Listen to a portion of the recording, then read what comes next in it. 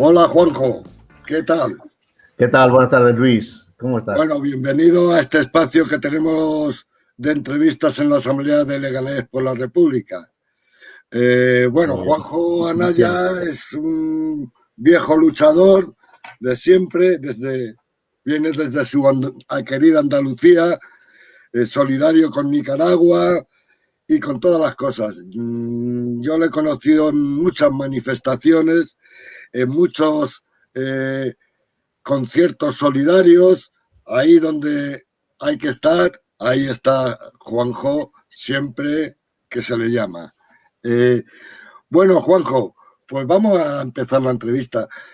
Vamos a empezar. ¿Cómo te ha ido a ti con la pandemia musicalmente? ¿Has podido crear más? ¿Has podido... ¿Cómo te ha ido? Bueno, muchas gracias, Luis. Lo primero, agradecer a vuestro espacio que queráis contar con mi modesta experiencia, ¿no? En el movimiento de la lucha por otro mundo mejor, ¿no? Mi modesta aportación, bueno, pues tiene el valor que tiene y bueno, pues como digo, os quedo y te quedo a ti muy agradecido a vuestro espacio, ¿no? Eh, con respecto a la pandemia, lo primero sí que me afectó.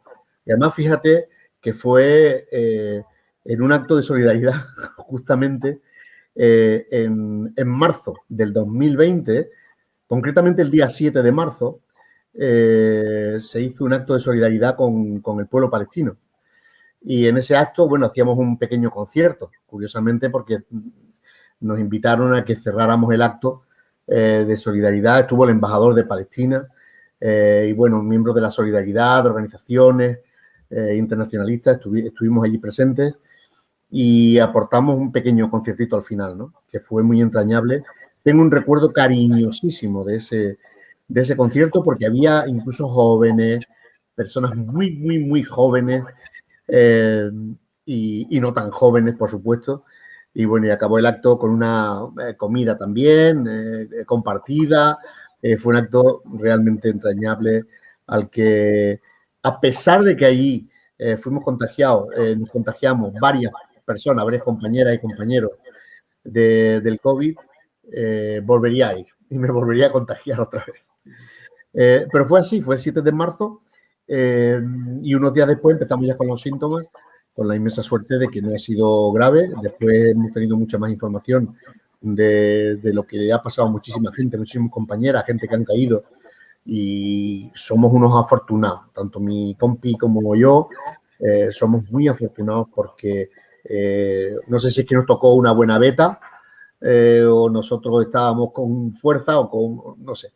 El caso es que a pesar de que estuve en el hospital unos días y demás, pero después lo hemos superado y no nos han quedado secuelas, que sepamos, ¿no? Después de un año y ahora nos han vacunado y estamos inmunes ya, porque con una sola dosis era suficiente. Así es que desde el punto de vista de salud hubo esa afectación y lógicamente anímicamente también nos afectó, como yo creo como a cualquiera, ¿no?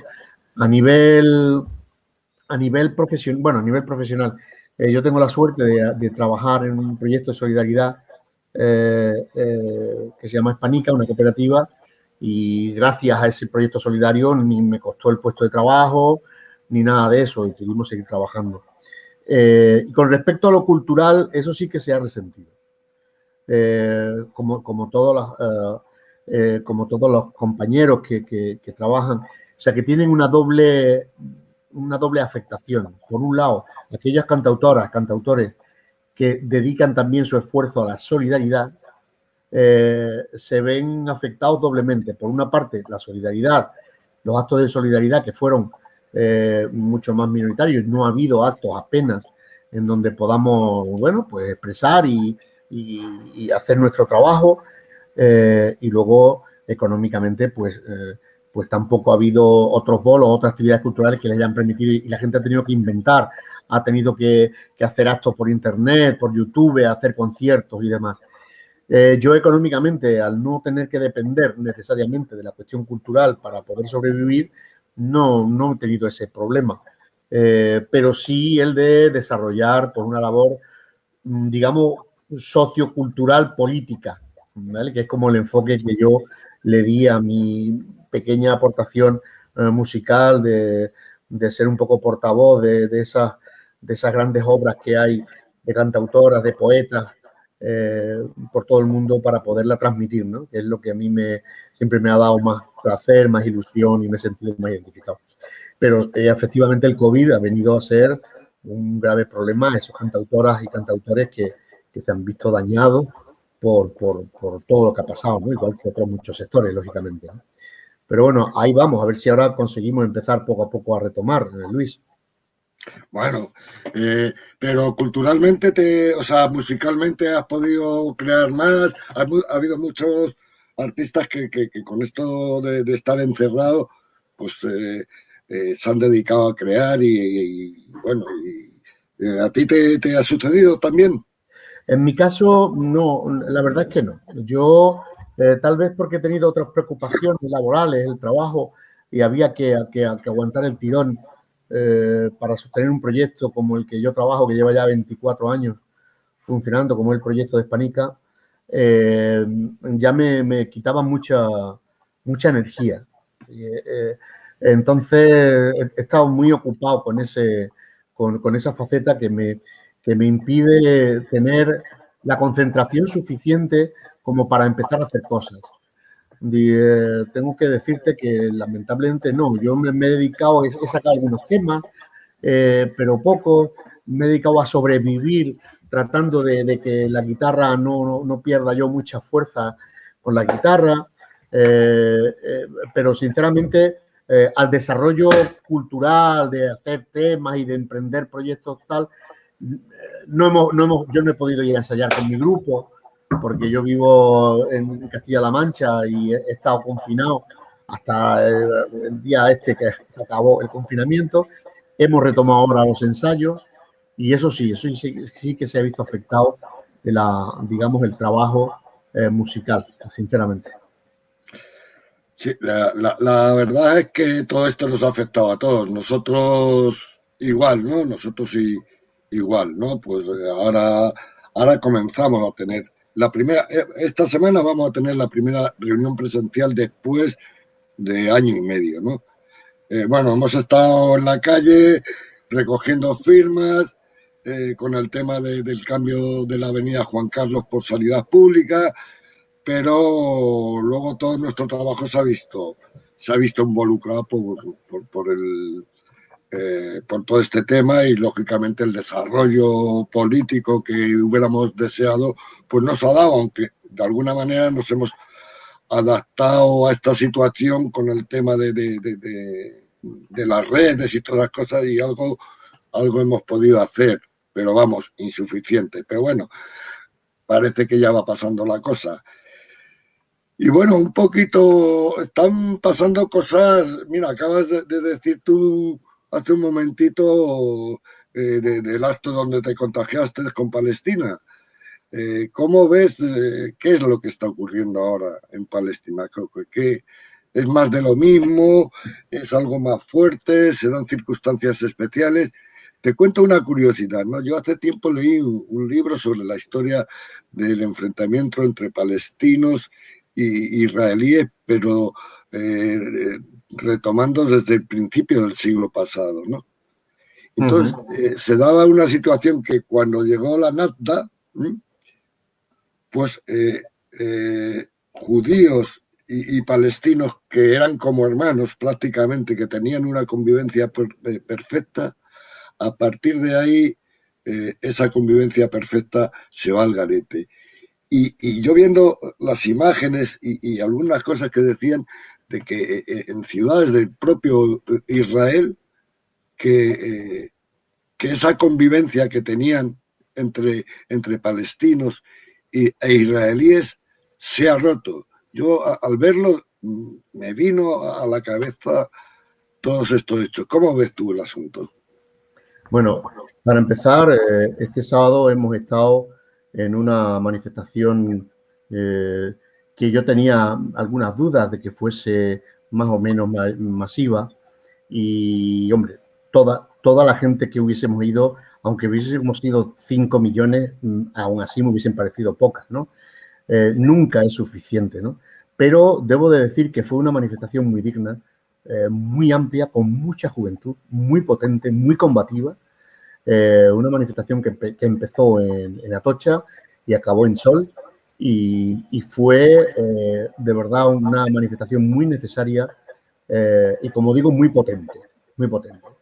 Es lamentable, bueno, es lamentable no solamente para lamentarse, sino para más cosas, ¿no? El histórico proyecto de aniquilación del pueblo palestino lleva ya muchísimos años. Esto no es, lógicamente, el pueblo de Israel es un pueblo que también es víctima del sionismo y también sufre sus consecuencias, ¿no?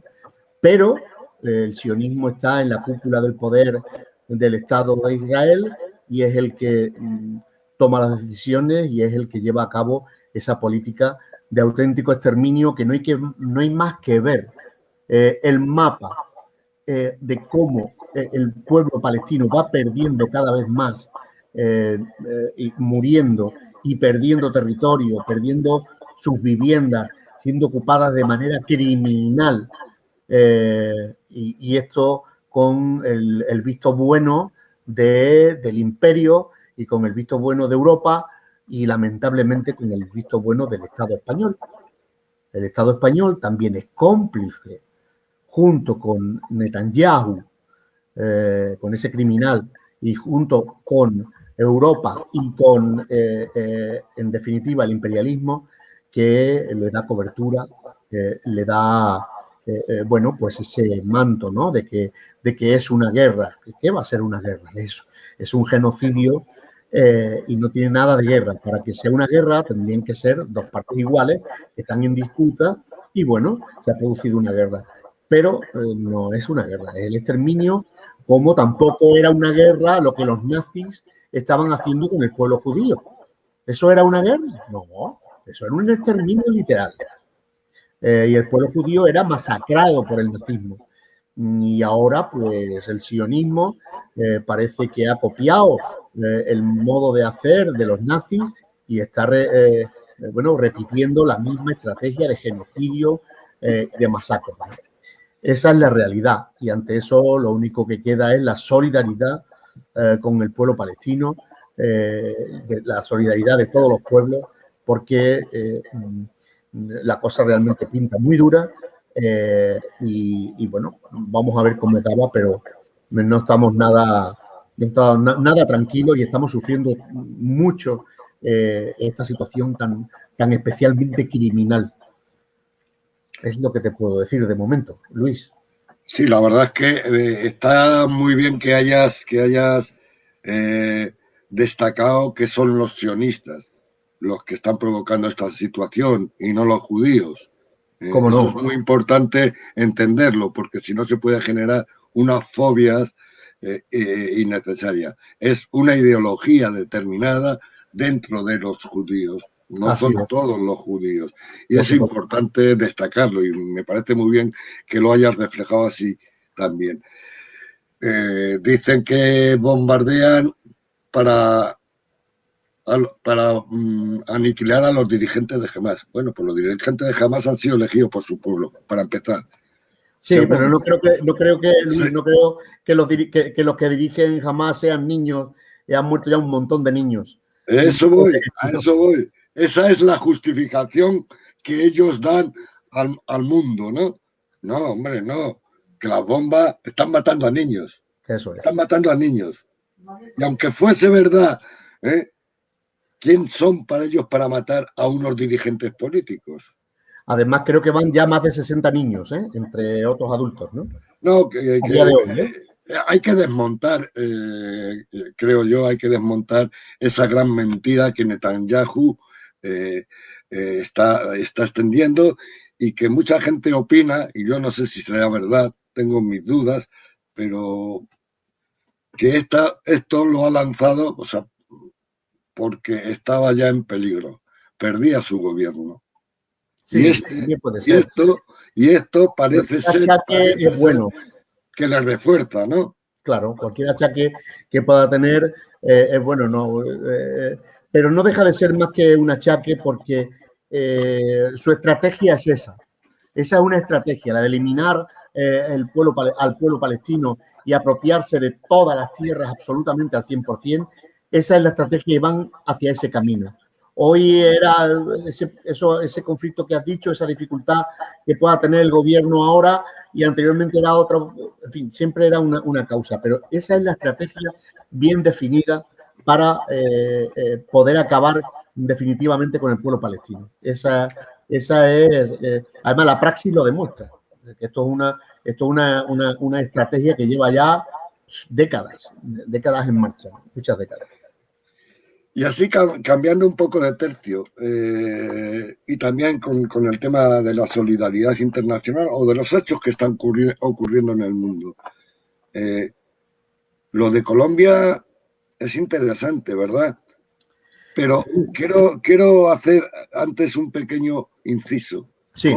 ¿Cómo con lo de Colombia, el tratamiento de los tertulianos y toda esta gente, pues es liviano, digamos, entre comillas, y eso que hay un mogollón de muertos. No.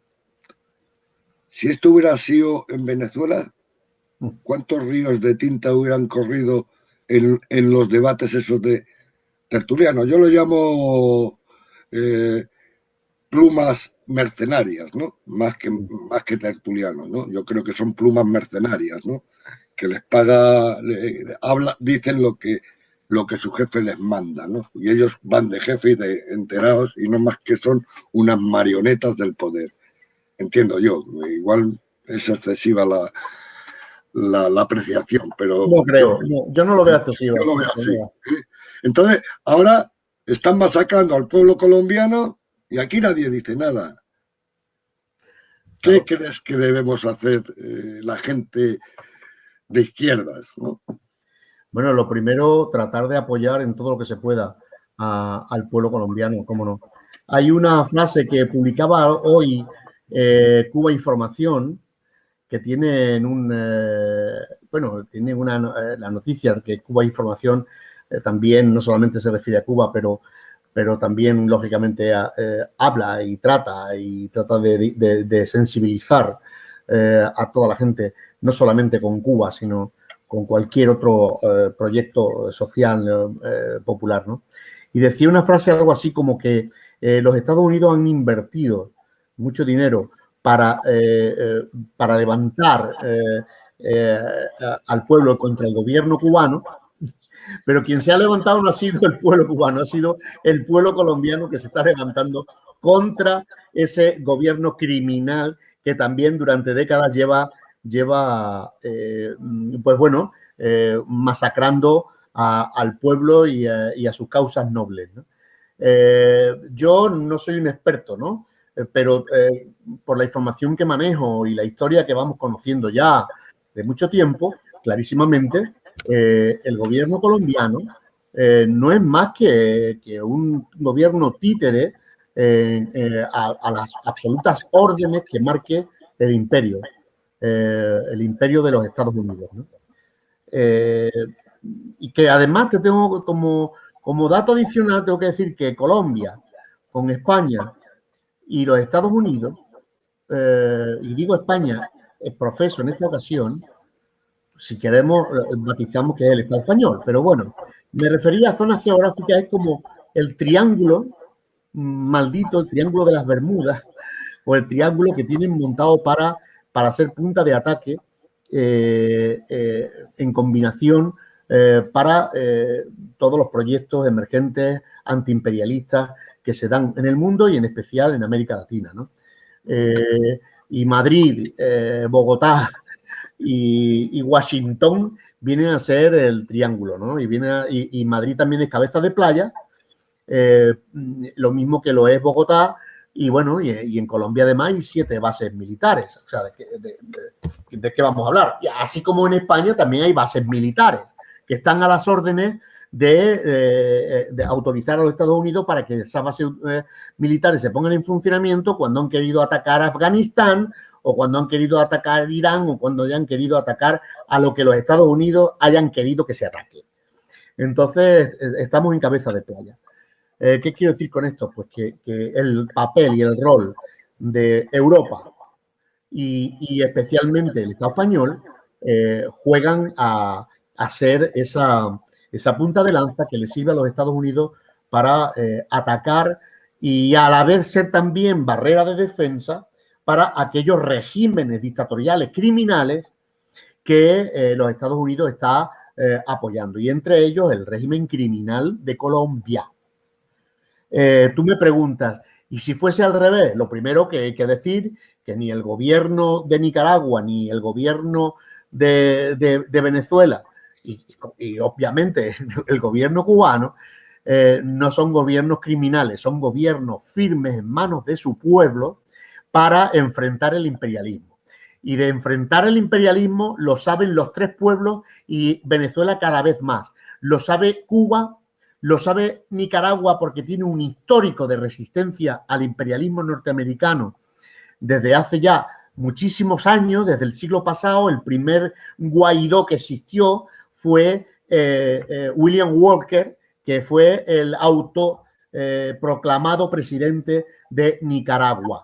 Allá por, no recuerdo la década, pero era en el 1800 y algo. Ahora, lamentablemente, no me acuerdo de en qué fecha. Pero fue el primer gobierno autoproclamado, el primer presidente autoproclamado puesto en nombre de los Estados Unidos. Y la resistencia del pueblo nicaragüense y de su gobierno actual y el gobierno sandinista, la resistencia del gobierno bolivariano y de Venezuela frente a los ataques imperialistas están siendo un ejemplo, lo mismo que lo es permanentemente Cuba.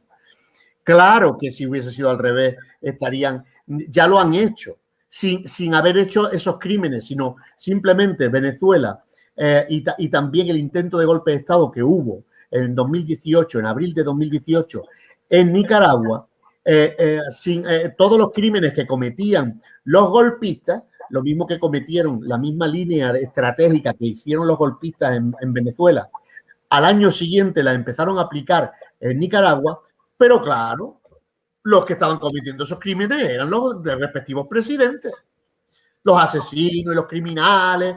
No era una oposición, no una oposición, ni siquiera oposición, sino unos guarimberos pagados por el imperio con dinero, con dólares pagados para montar esas guarimbas y quemar viva a la gente en la calle. Lo hicieron en Venezuela y lo hicieron en Nicaragua. Y lamentablemente, claro que hay que atacar. Y los medios españoles que están en manos de las oligarquías y están en manos los medios españoles, los medios de televisión, etcétera, están en manos de inversores de los más medios y de los medios de comunicación, pues lo que hacen es la propaganda contraria y es tratar de difundir pues justo las mentiras que quiere el imperialismo norteamericano.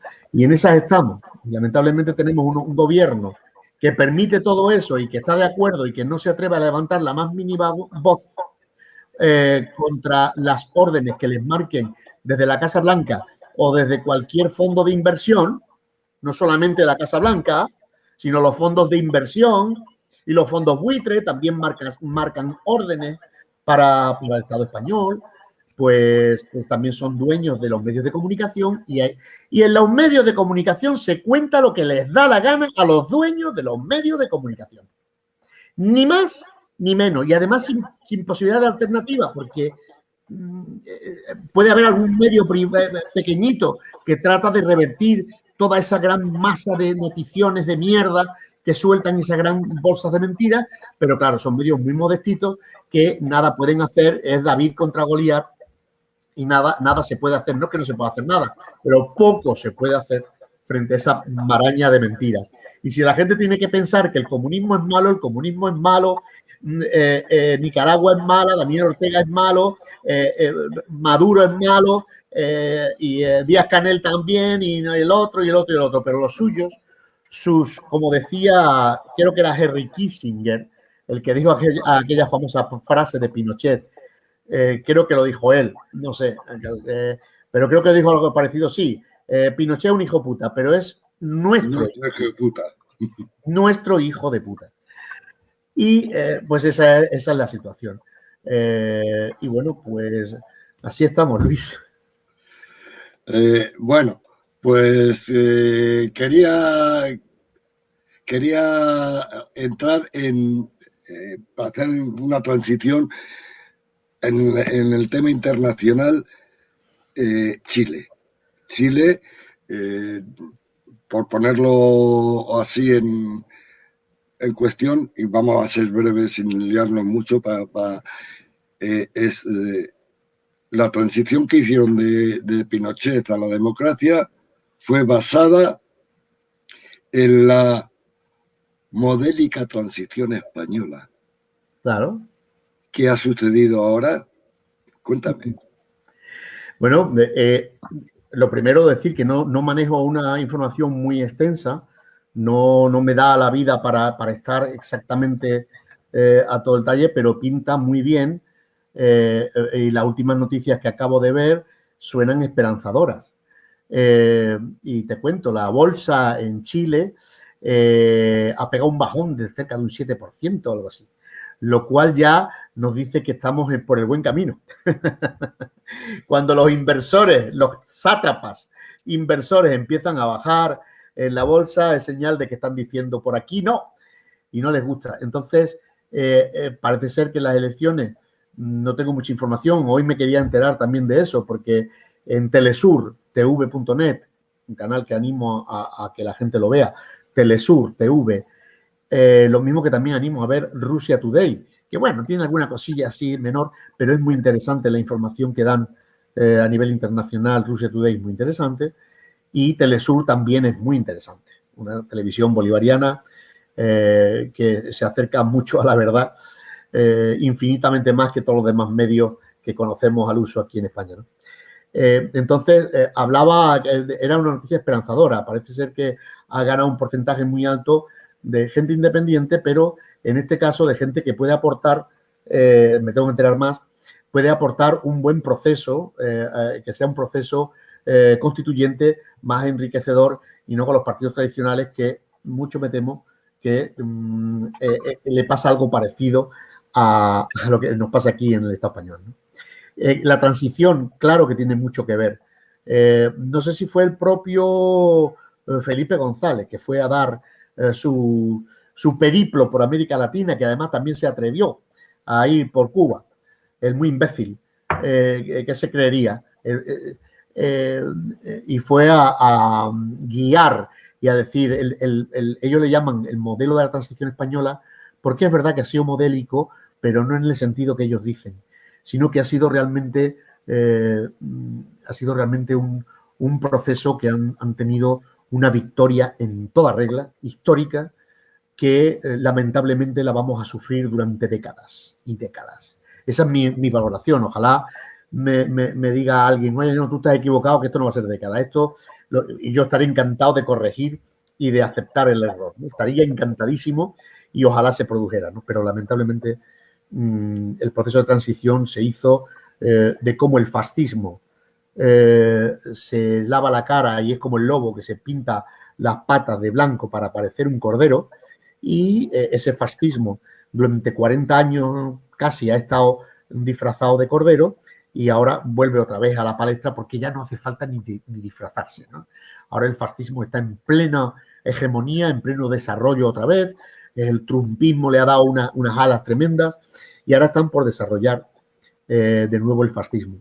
Entre otras cosas porque es lógico pensar que el fascismo lo necesitan cuantos más palos tienen pensado dar a las clases populares, ¿no? Cuanto más palos y más leña, más necesitan del fascismo para machacar y reprimir los movimientos populares que pudieran darse para revertir ese proceso de pauperización y de proceso de machaque del movimiento popular, sobre todo en el Estado español, ¿no? En todos los sitios, pero aquí también. Así es que yo considero que Chile está dando una batalla también tremenda. Lo mismo decir de Colombia, que están dando una batalla ejemplar. La batalla que están dando es para tomar nota. Y el pueblo chileno también está dando una batalla muy importante, que lleva ya varios años reforzándose los movimientos populares en Chile, y eso da una buena dimensión de que exactamente no les ha salido igual de bien que aquí. Entonces, bueno, yo creo que hay una esperanza. Yo creo que podemos ver lo que está ocurriendo en Chile como una enorme esperanza y ojalá que pueda significar, bueno, el fin de un proceso que también ha durado muchos años de consolidación del fascismo y del neoliberalismo en Chile. Que no olvidemos que cuando se da el golpe de Estado en Chile, el golpe fascista de Pinochet, el golpe criminal, no lo dan solamente porque haya una creencia política que se quiera imponer por gusto, es decir, somos fascistas y queremos que aquí domine el fascismo. No, lo hacen porque quieren imponer un sistema económico que va a machacar al pueblo chileno y necesitan del fascismo puro y duro porque las democracias al uso que ellos mismos han inventado para tratar de engañar a la gente no les va a servir. Y entonces necesitaban el fascismo, que además fue un buen experimento, lo de bueno entre comillas, claro, un buen experimento para ver cómo se imponen a un pueblo y lo masacran. ¿No? No olvidemos eso, que el fascismo es la misma correa de transmisión, no son unos agentes externos que de pronto aparecen por arte de magia y por generación espontánea, ¿no? Son financiados, el fascismo ha sido financiado siempre, pero cuando lo necesitan lo financian mucho más y lo potencian, es decir, ahora os toca a vosotros el testigo de empezar a machacar, ¿no? Y para eso lo hacen, porque tienen previsto realmente, es una prueba de lo que tienen previsto hacer con los pueblos en Europa y en España. Muy bien. Bueno, yo te había hecho esta pregunta de Chile por entrar en el preámbulo de aquí, ¿no? O sea, aquí estamos viviendo, los que hemos vivido el desierto de la transición hasta el 2010, 2011, hemos visto la soledad, una gran soledad. Y a partir del 2010, 2011, ha empezado a hacer un movimiento fuerte que no ha llegado aún a cuajar, en mi opinión, pero que sí avala una segunda transición, que sí avala el que ya se pone en duda el régimen de 78, cuando eso, durante ese desierto, éramos desgraciadamente 4. Ahora hay muchas más voces que están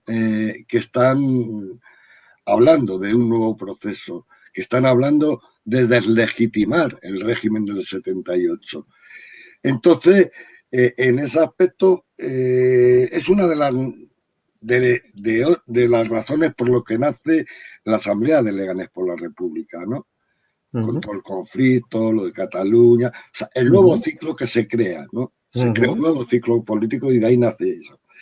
Entonces, en ese aspecto, tú, enmarcándolo en cómo te estoy diciendo, ¿cómo ves el movimiento republicano? A ver, hay que empezar a echar un poquito mano siempre de la historia, ¿no? Yo creo que el movimiento republicano va creciendo cada vez más y de no haber sido, si no se hubiese dado en el 2020 la pandemia, hubiésemos asistido a movimientos muy fuertes en apoyo a la República, de la gente indignada y cabreada ya directamente con la Casa Real, con ese rey ladrón que huye y se va a una dictadura tan criminal como la que se ha ido, y eso hubiese provocado, sin duda alguna, un movimiento mucho más fuerte republicano. Y eso era lo que yo, la visión que yo tenía, y la sigo teniendo, salvo que pues habrá que retomar fuerzas y tendremos que recomponer las filas después de este año y medio que llevamos casi de pandemia, que nos ha dejado tocados a todos y todas. Por no decir gente que ha fallecido y otra gente que está afectada, y ese aislamiento, qué duda cabe que el aislamiento, y ellos lo saben y lo han aprovechado, pues ha provocado el que la gente vuelva, o sea, digamos, vuelva, no que vuelva, sino que de alguna manera la gente se queda como encerrada, sin movimiento y sin tanta capacidad en estos momentos de reacción. Porque sí, las redes han funcionado y las redes han echado humo, eso es verdad.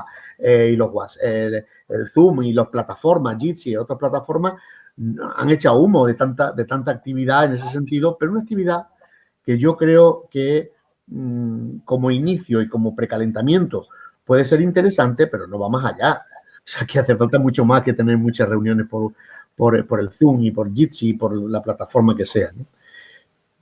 Entonces, el contexto, pero hay un contexto muy importante que a la gente hay que recordarle y tenemos que recordarlo nosotros y nosotras y seguir aprendiendo y seguir estudiando eso, que es qué pasó en este país después del golpe de Estado.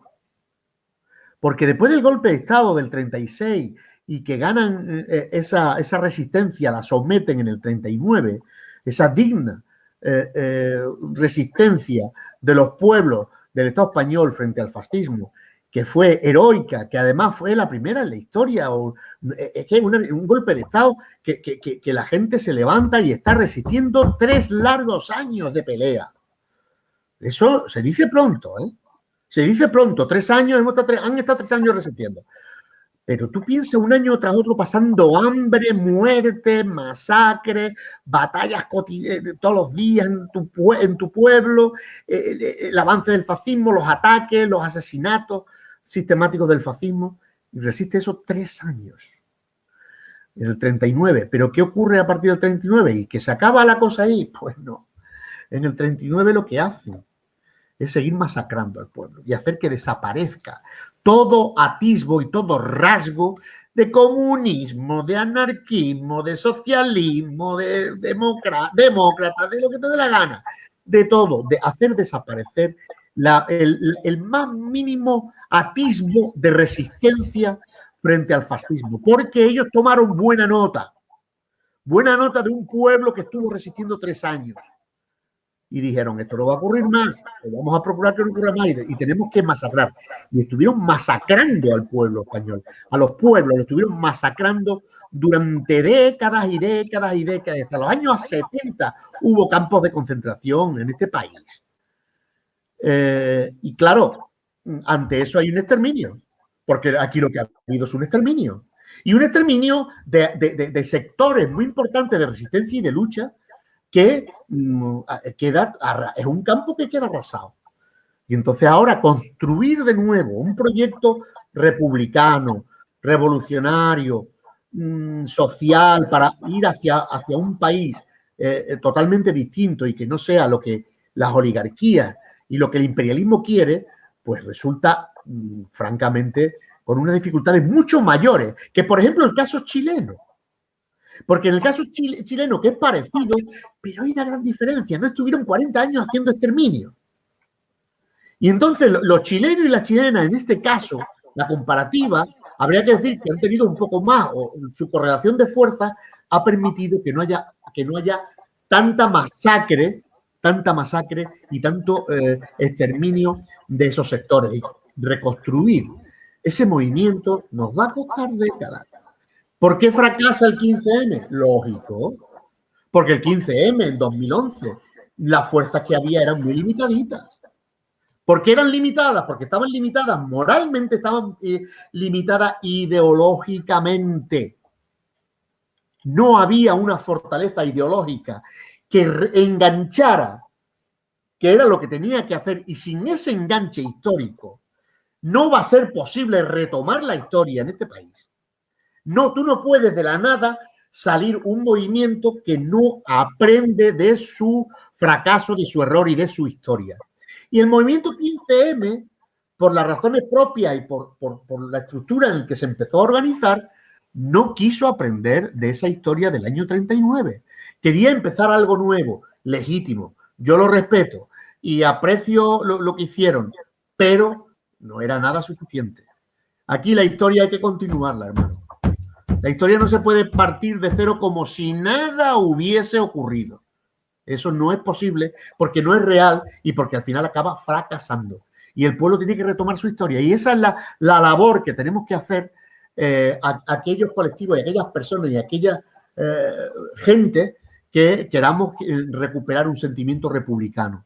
un sentimiento republicano que no es ni más ni menos que una vía para tratar de llegar a un modelo superior, social, en donde el poder económico tenga cada vez menos fuerza para influir. Y eso requiere de una fuerza y de acumular unas fuerzas tremendas que hoy por hoy no se den. Entonces hay que retomar la lucha, hay que seguir luchando, aunque sepamos que vamos a perder. No, vamos a ganar, ¿qué coño? Vamos a ganar, pero aún pensando que está muy difícil, hay que retomar la lucha sea como sea.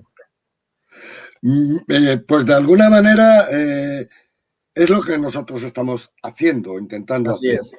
es. Nosotros entendemos que el movimiento republicano es débil por todas las razones que has dicho y seguramente que por muchas más, Sí, porque claro. también tenemos una responsabilidad, la gente de izquierda, de cómo hacemos las cosas.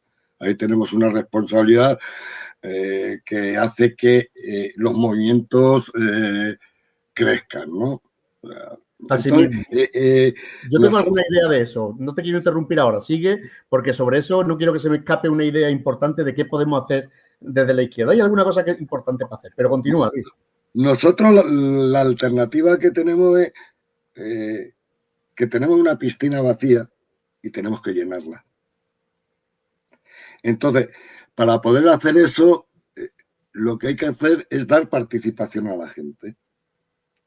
O sea, si lo que haces es crear una plataforma de organizaciones en las que, con todo el respeto y con todo el cariño para todos ellos, se reúnen, nos reunimos, decidimos todo y no somos capaces ni de llevarlo a los barrios.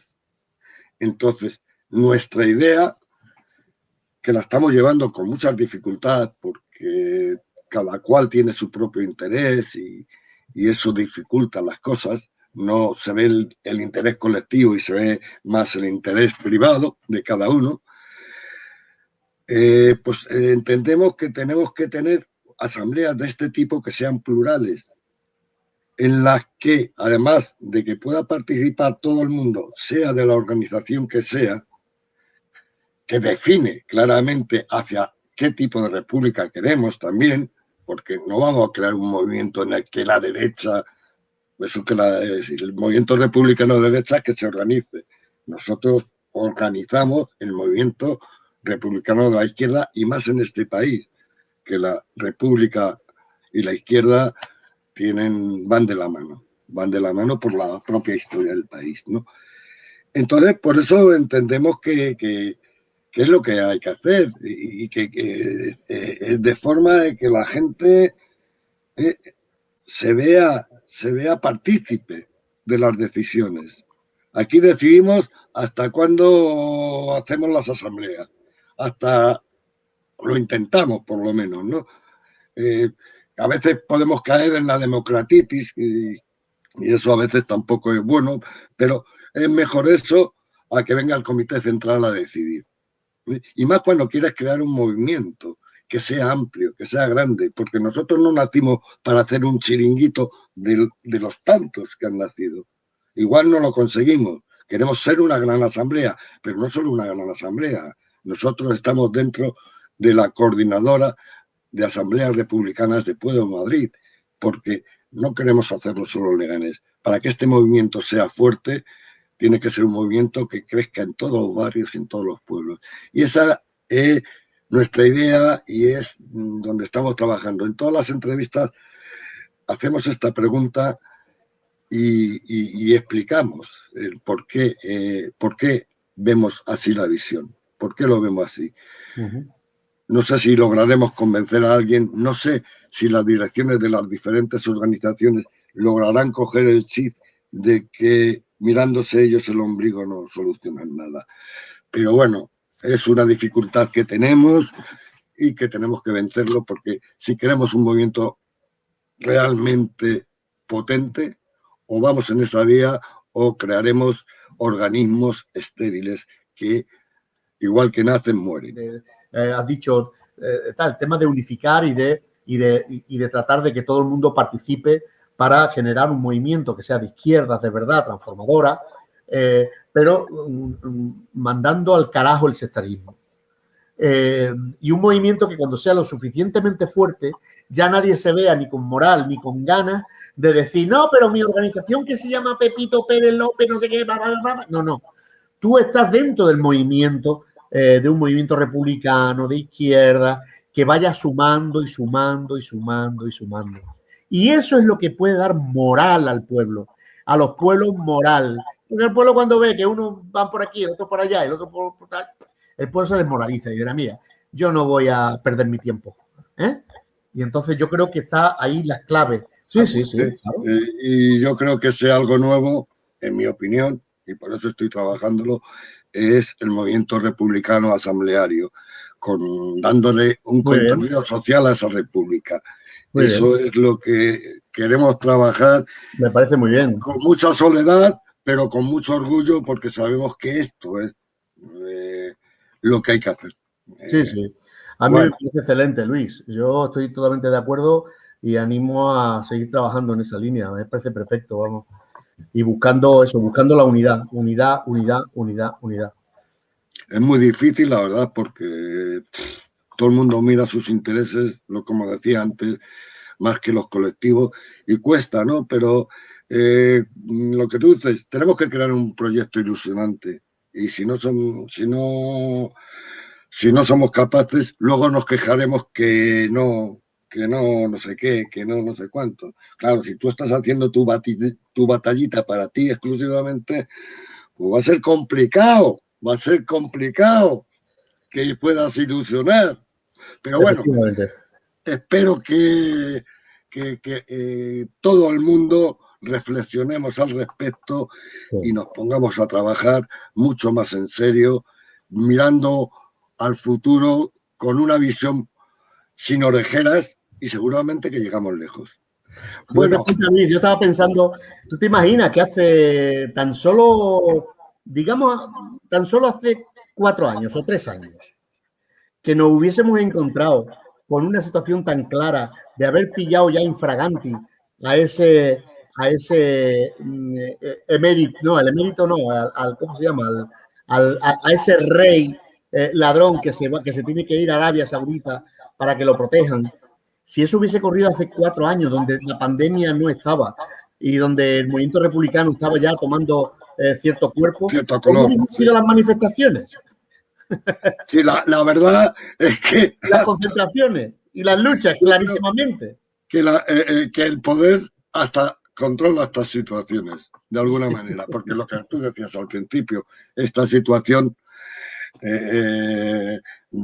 estos escándalos daban para unas movilizaciones no grandes, muy grandísimas, sino, de hecho, fíjate, la cacerolada que se organizó, que tuvo bastante éxito, pero la pandemia nos ha jodido a todos. Eso, es verdad que ha venido a fastidiar y ellos lo sabían. Juegan con los tiempos. Sí, ellos saben jugar con los tiempos más que nosotros, fundamentalmente porque tienen muchos más datos que nosotros. Ahí está. Ya está. Bueno, pues nos vamos despidiendo, Juanjo. Te doy la palabra para despedirte y decir lo que te apetezca, como has hecho hasta ahora. Bueno, muchas gracias, Luis. Yo lo único que puedo decir, porque estoy en diversos colectivos de solidaridad en la plataforma de solidaridad con Nicaragua y la Revolución Sandinista, practicando modestamente y más últimamente con más dificultades, como ya hemos hablado, ¿no? En solidaridad con Cuba, modestamente participamos en lo que podemos, con Venezuela, etcétera. Hemos visto que todo lo que se ha podido construir en torno a la solidaridad hasta ahora ha sido en base a la unidad, en base a no dar prioridad a ninguna organización por encima de otra, sino a respetar. Y la unidad ha sido siempre, digamos, la clave. Te puedo recordar el homenaje que le hicimos a Fidel. El homenaje que se hizo a Fidel fue un ejemplo de cómo hay que trabajar para poder construir algo. Y en la plataforma que se creó puntualmente para homenajear a Fidel, estaban todas las organizaciones de la solidaridad internacionalista. Y unos más y sus menos, y siempre hay sus casas, pero Como yo digo, Fidel hasta en la tumba, el tío estuvo ahí currando y ayudando para fortalecer esa unidad de acción y hacer un homenaje que fue un ejemplo a nivel internacional.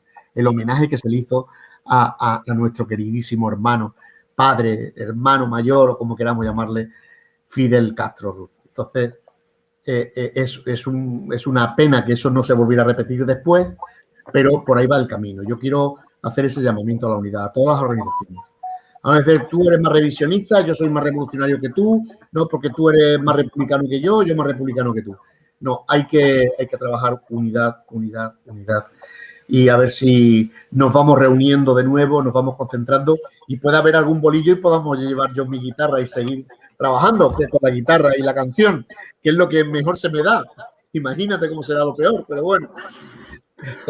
Bueno, ya para terminar, agradecerte un montón el que hayas querido, hayas aceptado esta entrevista y decirte que ahora que parece que ya vamos a salir a la calle y tal, yo espero que nosotros podamos organizar cosas en la calle y esperemos poder contar con tu presencia Como en no, algún ahí estaremos.